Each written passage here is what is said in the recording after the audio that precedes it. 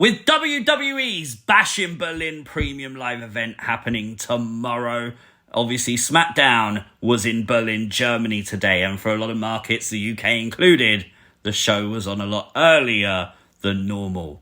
Sorry, Americans. Lots of hype, though, for Bash in Berlin. The match card, although it's small, looks incredible. I honestly can't wait to watch the show tomorrow night. One giant rumour I want to talk about and put it into the video because I've been asked a lot about it and a lot of people are theorising it. The idea that Nikki Cross wasn't at Raw Monday and that she's in Germany ready to introduce Alexa Bliss. I'd never say anything's impossible in wrestling.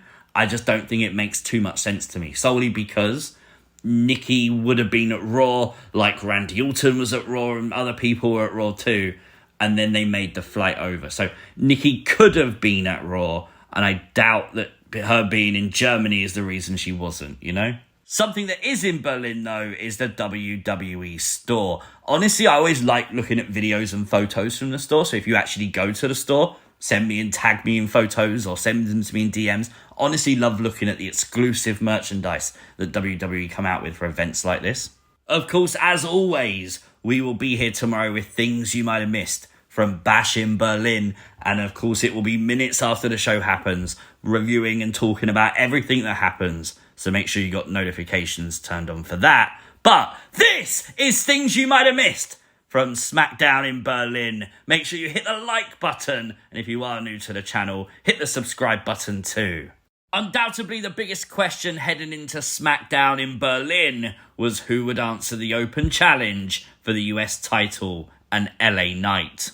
Well, we didn't have to wait long as LA Knight kicked off the show this week and he issued the open challenge answered by Raw's Ludwig Kaiser. More importantly, Germany's own Ludwig Kaiser. Obviously, Ludwig is a Raw superstar, but this was an open challenge. I've seen some people annoyed at the fact, a Raw superstar answered a SmackDown challenge, but it's an open challenge that anyone could have answered. And of course, Ludwig Kaiser, in his home country, would seize the opportunity. It just makes sense. Now, of course, LA Knight was super popular, but the reaction for Ludwig Kaiser, brilliant, man. This is 100% why they did it. Give him his moment. But he would state that if and when he won the United States Championship, he was going to make it bigger and grander than it ever had been before, and his own personal European Championship.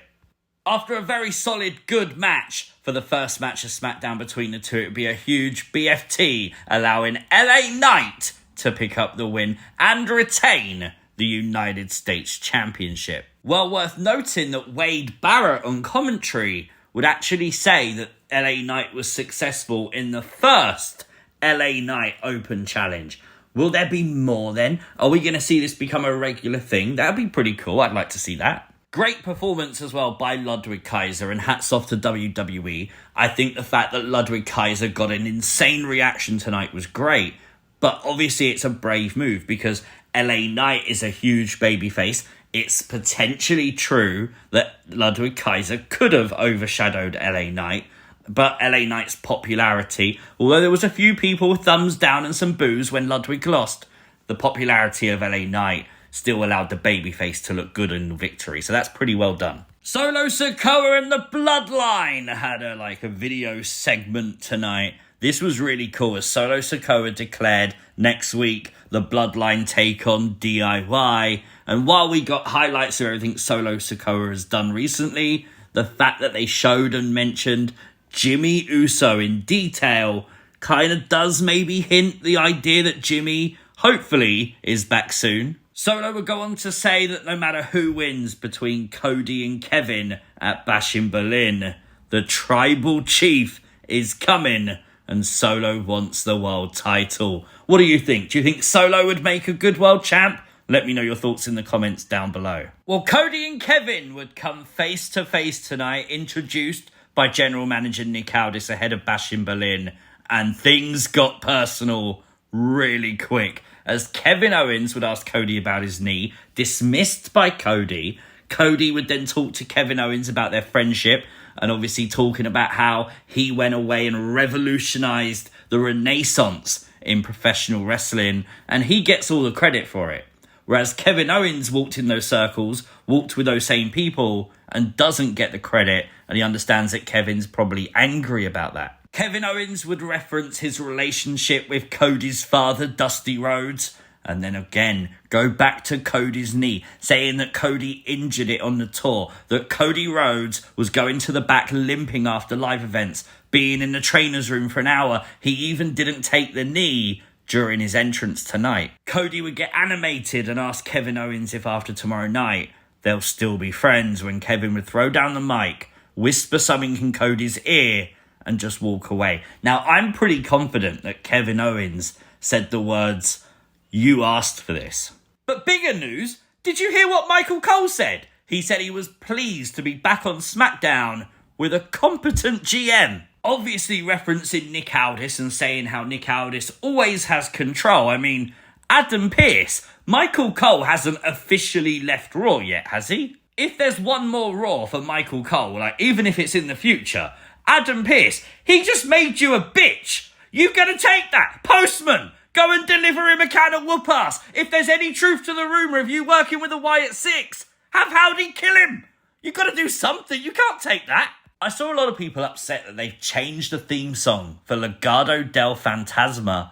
And honestly, I just don't think that's the case at all. I think what actually happened here is Los Garza got a theme song. Of course, a brand new team name for Angel and Humberto.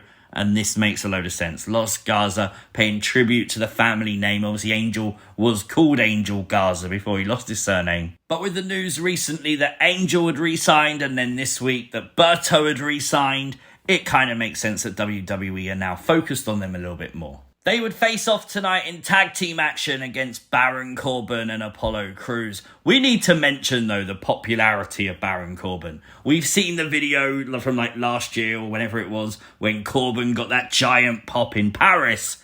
He got a hell of a pop tonight in Berlin too. So let's start the movement, shall we? If anyone is to ever become a new European champion, it now has to be Baron Corbin. Corbin delivering this move as well was impressive. It's like a suplex turning into a falling cutter. Looked really cool. Hope he does that more often. Match was won by Angel and Berto, so the first time they come out with the Los Garza name, they are successful. That's nice to see. A new promo video for Giovanni Vinci aired tonight, which revealed that he will debut on SmackDown next week. So that's something to be excited for. Andrade took on Carmelo Hayes again tonight. This was obviously match 5 between the two. Really good. Carmelo Hayes picking up the win and reminding the world it's now 2-2. Then as Michael Cole hinted, that means there's probably going to be another match. So I think we are doing like maybe even just a best of 5, but I wouldn't mind a best of 7. I'll be completely honest. These matches have killed it. The main event saw Nia Jax versus Mishin in a street fight that literally had everything you could want. A powerbomb to Nia through a table. Tiffany Stratton would come out. 100% she was going to cash in, but Nia regained consciousness. She did then help Nia Jax, but it was too little too late as Bayley would make her return and obviously go for revenge on Tiffany. A Samoan drop by Nia through the table. And then this, the trash can over Mishin, and then the Annihilator to the trash can with Mishin inside. Oh my God. Seriously though, how does that not hurt? Oh, it looked awful. Nia Jax successful in the main event. With that troublemaker Michael Cole reiterating, is Nia angry at the match? Or was she angry at Tiffany Stratton? Decent SmackDown tonight with all the build for Bash in Berlin tomorrow. Don't forget the earlier start time to the PLE as well. For me tonight, solid 7 out of 10. Let me know your thoughts in the comments down below. If you are new to the channel, hit the subscribe button, turn on those notifications, like the video, share the video, and I'll see you tomorrow. Peace!